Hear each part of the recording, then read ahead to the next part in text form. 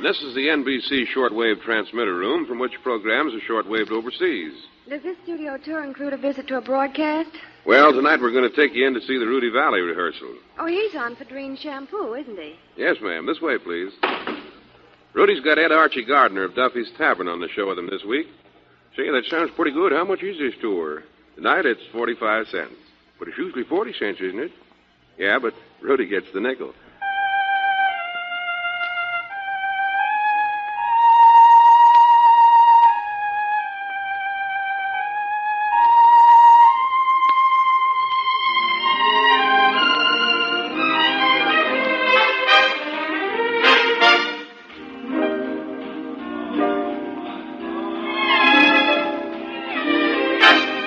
The girl of my dreams. Hold it, Frank. Let's mute the brass. Mr. Vallée, Yes, Webster? you haven't given me the introduction for that number. I'll give it to you later. But make a note to include these facts. It was the hit song of the Amherst Prom Show of 1924. I first became familiar with it in 1927 when I was playing saxophone with the Society Orchestra in Boston. It remained indelibly planted in my mind, and in 1925, the Connecticut Yankees and I started in New York at the Hi-Ho Club. The song went on to sell over 1 million copies. All right, Frank, let's take it through for time. Stopwatch.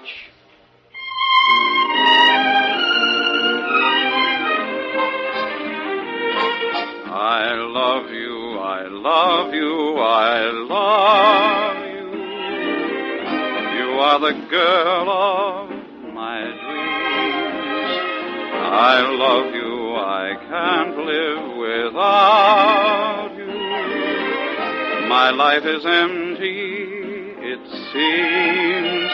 You may do what you may, whatever you say. You know that I'll always love you this way. I love you, I love you, I love you. You are the girl of my dreams, it seems. You are the girl of my dreams.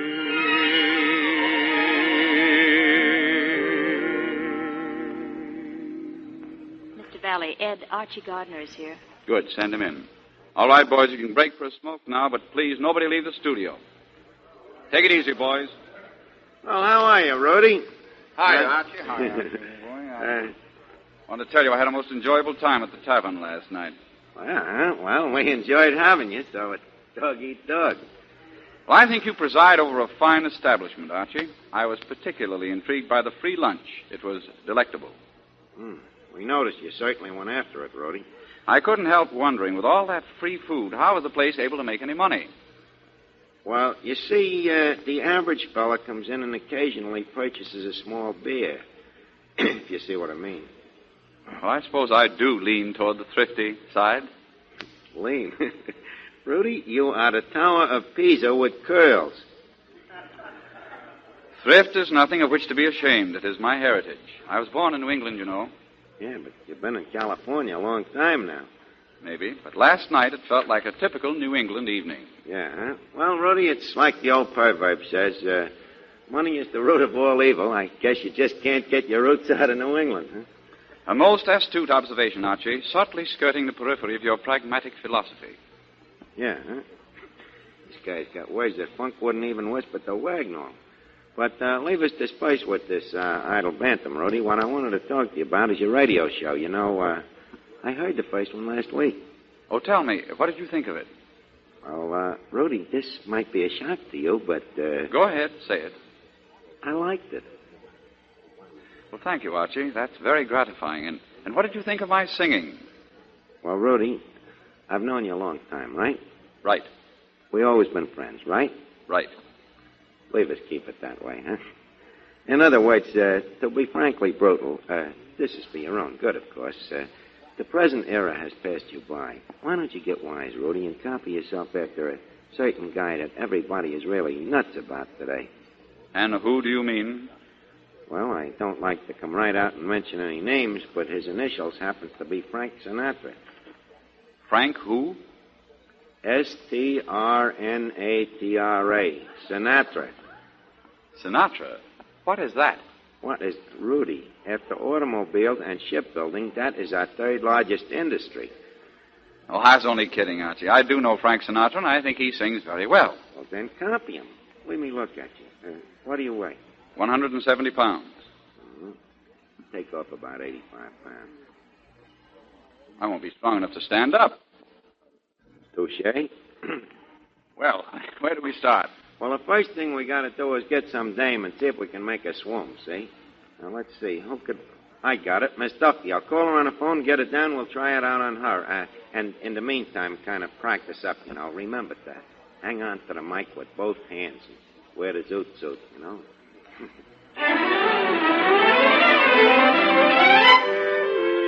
Who's that attractive girl over in the corner, Rudy? Lulie Jean Norman, the southern girl who sings. Would you like to meet her, Edith? Miss Norman. I think I mentioned her in my column when she sang in the 840 Review. Miss Gwen, Miss Norman. Hello. Miss Norman is a girl whom I heard 2 years ago on the air from New York and whom I've wanted to present ever since. After raving to Warner Brothers about her and trying to get the Helen Morgan picture for her, she comes out here 6 months ago and doesn't even call me. But you were in the service, and I didn't think I could reach you. We're always forgiven, Lulie, now that you're on the show. I've had our conductor, Frank Duvall, make a fine arrangement of Bill because I'd like you to sing it just as I heard you sing it 2 years ago.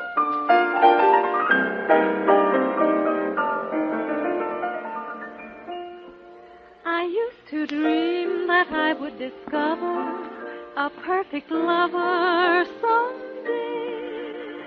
I knew I'd recognize him if ever he came round my way. I always used to fancy then he'd be one of the godlike kind of men with a giant brain and a noble head, like the heroes bold in the books I read. But along came Bill, who's not the type at all you'd meet him on the street and never notice him. His form and face, his manly grace, is not the kind that you would find in a statue. Oh, I can't explain. It's surely not his brain that makes me thrill. I love him because he's, I don't know, because he's just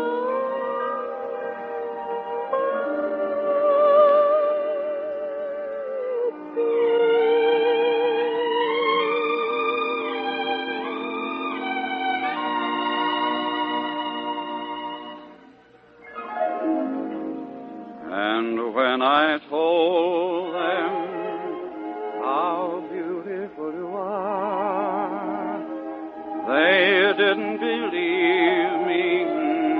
They didn't believe me. Yes, I'll bet you girls wouldn't believe me if I told you how often a fellow brags about the girl he loves. You start talking to him right away, he's telling you how beautiful she is. He can't think of enough adjectives to describe all her charms. Of all the charms a girl may have, nothing tops the power of lovely hair. Hair that gleams and sparkles with highlights. Rudy's right. That's the kind of hair we men always notice. So every time you wash your hair, use Drene shampoo with hair conditioner. You'll get a combination of beauty advantages found in no other soap. Drene actually reveals up to 33% more luster than any soap or soap shampoo. Drene with hair conditioner never leaves any dulling film on hair, as all soaps do, to hide the natural luster of your hair. It brings out all the shining beauty. And now that this new improved Drene contains a marvelous hair conditioner, it leaves hair far silkier, smoother, and easier to manage right after shampooing. No other shampoo, not a soap in the world, leaves your hair so lustrous and yet so easy to manage. Only Drene with hair conditioner. So, girls, for glamorous, shining hair that puts you in a class beyond compare, always use Drene shampoo with hair conditioner.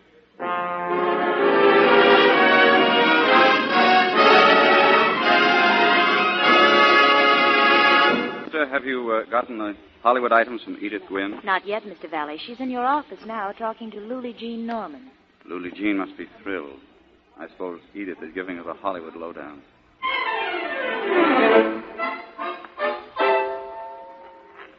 Really, Miss Gwynn, I think your column in the Hollywood Reporter is the most fascinating thing I've ever read. As a matter of fact, it's the last thing I read every night before I turn out the light. That makes me very happy. I understand some people turn out the light before they read my column. But tell me some more. I will, because just before coming over here, I learned that Hedy Lamarr is about to form her own motion picture company. Her contract with MGM is finished in April. Hedy wants to have complete charge of her movies in the future. She and her lawyers and one of the big bankers of Hollywood have already been huddling about the deal. Really? What about Anne Shirley? Is she well now? Almost. And though she says it won't be soon, I'll bet she marries Adrian Scott, the young producer, before Christmas. Anne just bought the old Garbo house in Beverly Hills, and that will probably be their honeymoon cottage. Paula Negri is back in Hollywood and living in the old Rudolph Valentino mansion. That place must bring back memories. What else do you know? Betty Hutton telephoned from Chicago today and said that her 3-year-old nephew, who has been living with her in Hollywood, is going back east to live with his mother. Betty adores the child, and she's broken-hearted. The last thing she said was, "I'm going to adopt a baby." And speaking of phone calls, Captain Dan Topping, who is Sonia Henney's husband, called her from Honolulu the other night. He's stationed there, and he begged Sonia to call off her proposed skating tour of America and instead to come over to Hawaii and do some appearances there. Sonia hasn't made up her mind yet whether she will or not. Ooh, don't stop. The newspapers back east that reported Tallulah Bankhead and her ex-husband, John Emery, getting together again evidently aren't very hep, or they didn't bother to find out that Emery is very happily married at this point to Tamara Jiva. And Tallulah tells me that all three of them are very good friends. In fact, John may be in La Bankhead's new picture. Well. Now I want to tell you a really human, true story. For weeks, one of the most popular singers at the Hollywood Canteen has been a girl named Virginia Paris. Yesterday I found out that she is Loretta Young's maid. I took the whole thing up with Loretta and discovered that she thinks the girl has a really gorgeous voice, like Marian Anderson's. Loretta told me that the girl is still working for her, but has already made a record of the Lord's Prayer, which has been sent overseas. Says she's definitely headed for a singing career. 2 studios are interested in little Virginia Paris, who someday may be as famous as Loretta. But the thing that thrills the girl the most is that her husband is a soldier overseas and may one of these days hear that record. Oh, that is nice. I gotta go now. I don't want to bump into Archie. Why not? Well, the other day in my column, I accused him of speaking a whole sentence in perfect English, and I'm afraid if he sees me, he'll sue me, so leave me out of here.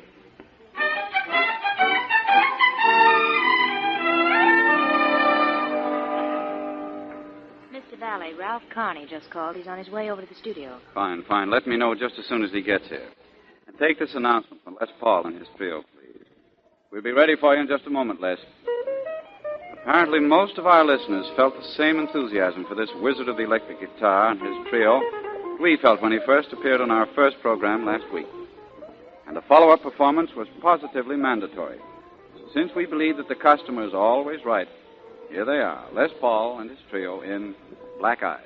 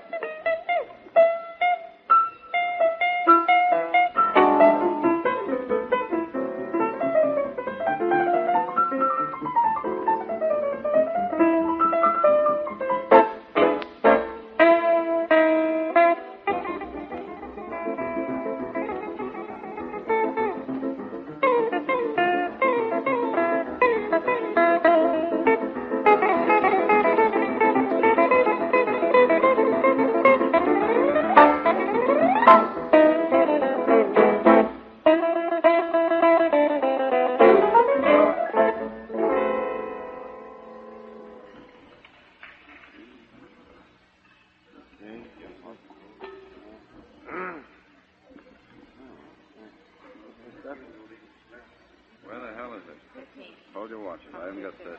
I've lost it. Here it is. Miss Webster, where did Archie go? He and Miss Duffy are in your office. Shall I call them? Not yet. I promised Archie that I'd rehearse a song and give it the Sinatra treatment. All right, Frank. One chorus, but I didn't sleep a wink last night in Swoon Temple. I didn't sleep a wink last night because we had that silly fight.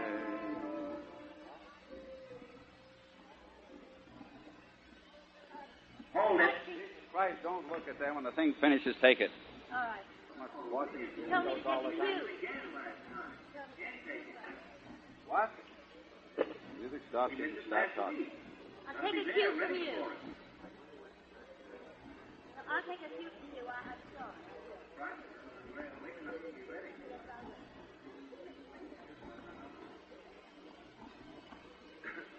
Go ahead, read it. Read it, go ahead. Archie, do you mean to tell me that you're dragging Rudy, your... we gotta get the goddamn thing faded in properly. Come on, now for this nitwit. I didn't sleep a wink last night because we had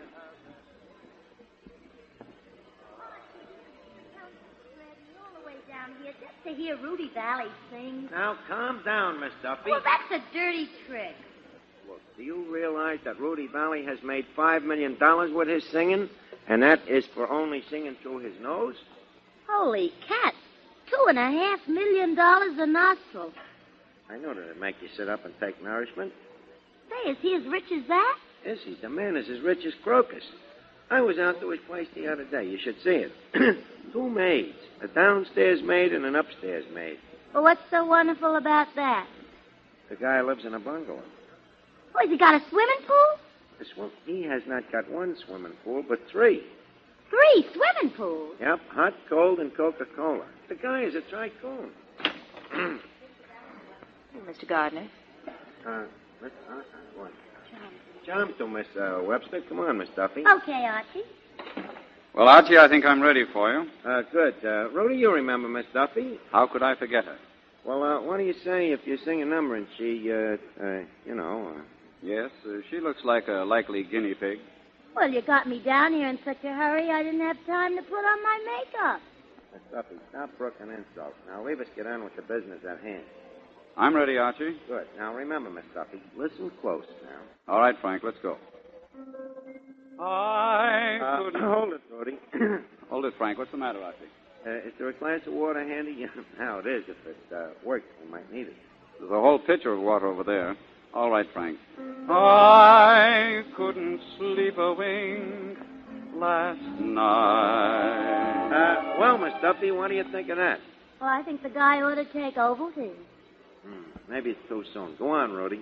Because we had that silly fight, I had to call you up this morning to see if everything was still all right. Well, Miss Duffy? Well, what? Don't you feel nothing? Don't you feel something choking you? Oh, yeah, this girdle's killing me. Chin up, Rudy. This is your last chance. Give with everything this time. Yes, I had to call you up this morning 'cause I couldn't sleep a wink last night. Ah! Rudy, she swooned. She's out cold in the pickerel. You did it. Thanks, but don't stand there. Here's the water. Where am I? What happened? Take it easy. You're all right. You just swooned from Rudy Vallée singing. I swooned from Rudy Vallée singing. Certainly. Don't be ridiculous. I passed out when I looked at the clock. The clock? Yeah, I just realized I missed Frank Sinatra's broadcast.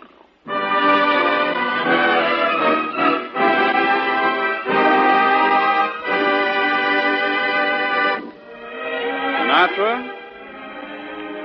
I know Sinatra. While this song is still in everyone's lips, I'd like to kick it about a bit. One of the most tender and haunting of the present crop of picture songs. It could happen to you. Hide your heart from sight. Let your dreams at night. It could happen to you. Don't count stars or you might stumble.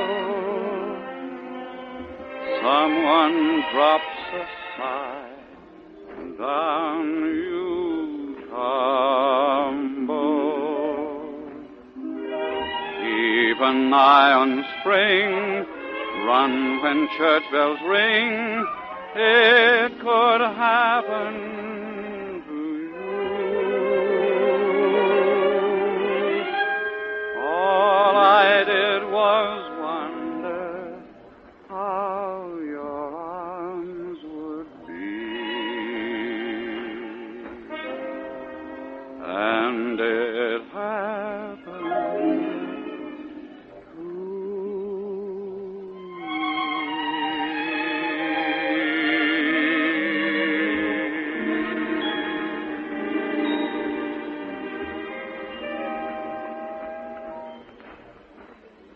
Here's Mr. Carney. Welcome to Hollywood, Ralph. Welcome to Hollywood. Rudy, don't let me interrupt your rehearsal. We're just about to take a rest anyway. I'd like you to do something for me, if you will. What is it? I think the gang would get a tremendous thrill out of hearing you deliver that wonderful eulogy on America that I heard you give at the Biltmore Bowl the last time you were out here. Well, if you really want me to. Want you to? It's a command. Yes, sir, Lieutenant. Quiet, everybody. Should have been a little noise there. This is Mr. Ralph Carney, Wichita, Kansas, one of the finest speakers I've ever heard in my life. He travels 150,000 miles every year, speaking all over the globe. He's going to give you a moving description of America. Have you ever thought of what this America really is, from which we have taken benefits and pensions and subsidies and relief, and back to which many of us have given so very little? Well, I'd like to tell you what I think it is. America is the sleeping giant among nations, suddenly transformed by bombs on Hawaii into a smashing colossus. It's the joyrider turned Paul Revere. The jazz orchestra become the fife and drum corps. It's Hollywood and Broadway, suddenly warmed by the spirit of Bunker Hill and Lexington. It's a nightclub, the country club, discarding its playglows for uniform and jumpers and the sign of the Red Cross upon its sleeve. It's waltz music and the rumba, shifting to the blare of bugles. It's all the trivial ditties of Tin Pan Alley, welling into mine eyes have seen the glory of the coming of the Lord. And oh, say, can you see by that dawn's early light? It's the soda clerk dying for democracy, the fat man on the golf links flinging away his clubs to become an air raid warden, a youth on a tennis court, suddenly flashing through the air to bomb a hostile battleship, the Colin Kelly. It's the cry of gimme, gimme, changing now, to take all I have if you need it. And the slogan's every man for himself. And what do I get out of it? Becomes again, don't shoot until you see the whites of their eyes. It's the polo playboy turned paratrooper, a grimy coal town laborer leading a flying squadron to retake Manila, the village ne'er-do-well, and a minesweeper in a raging sea, the tap dancer stripped to the waist in a blazing gun turret, the ex-gangster finding his soul in the emulation of Ethan Allen and Sergeant York. It's a club car fading into an armored car, the deluxe Pullman into an ammunition train, and the porter into Gunga Din. It's the street corner idler winning a citation for valor, and the boy who wasn't much use, sticking to the guns of a flaming, sinking cruiser, taking one last defiant shot before a cold and pitiless ocean closes over him to strangle out his life. It's the hot dog vendor in a ballpark and a clear-toned church bell at twilight for a nation which may still worship as it pleases. It's Henry Ford, Admiral King, and General Marshall, Cardinal Gibbons, and Billy Sunday. It's Carrie Nation, and Hiram Walker, Israel Putnam, and Fibber McGee, George Washington, and Jack Benny, Abraham Lincoln, and Booker T. Washington. It's Ulysses Grant, and Robert E. Lee, Al Smith, and Herbert Hoover, Franklin Roosevelt, and Tom Dewey. It's Dorothy Thompson and Sophie Tucker, Eleanor Roosevelt and Amy Semple McPherson, Sally Rand and Barbara Fritchie, and every man, woman, and child who buys a war bond or a stamp. It's a homestead turned cathedral because of the prayers of mothers there. The dingy town become a flaming symbol because it's given birth to heroes in the human heart and soul. Turned torch and beacon to light the way to freedom and liberty for all of the oppressed peoples of the world. That's America. It's enough to make a grown man cry, and with no shame. And it is for that we work and pray and fight, and unto whom we surrender up our son. God bless America.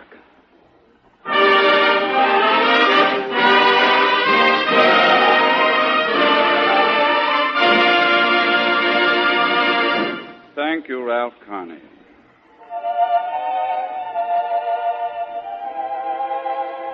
Who rates dates galore and beaux by the score? The girl with glamorous shining hair. And girls, you'll never know what a difference in glamour just a shampoo can make until you use Drene shampoo with hair conditioner. Suppose you're washing your hair with soap. Cake soap, liquid soap shampoo, or any other shampoo except Drene with hair conditioner. Well, listen. No soap, no other shampoo combines all the beauty advantages this wonderful new Drene brings you. Drene reveals up to 33% more luster than any kind of soap because it never leaves any dulling film on hair as all soaps do to hide the shining loveliness. And now that this new improved Drene contains a wonderful hair conditioner, it leaves hair far silkier, smoother, and easier to manage right after shampooing. Besides, Drene completely removes every trace of flaky dandruff the very first time you use it. No other shampoo of any sort combines such luster and such manageability with this complete removal of dandruff. Only Drene with hair conditioner. So for this three-way beauty care, always Drene your hair. Insist on Drene with hair conditioner, the only shampoo that can make your hair look so lovely.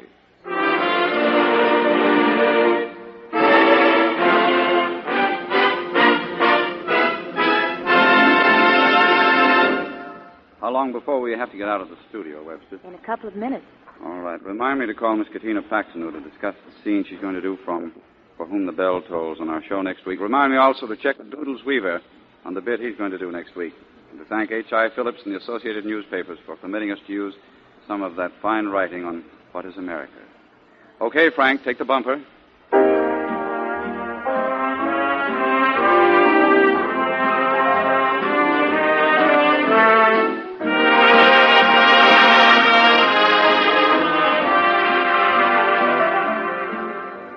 Rudy Vallée presents The Drene Show for Drene Shampoo every week at this same time. See you next Saturday. Good night.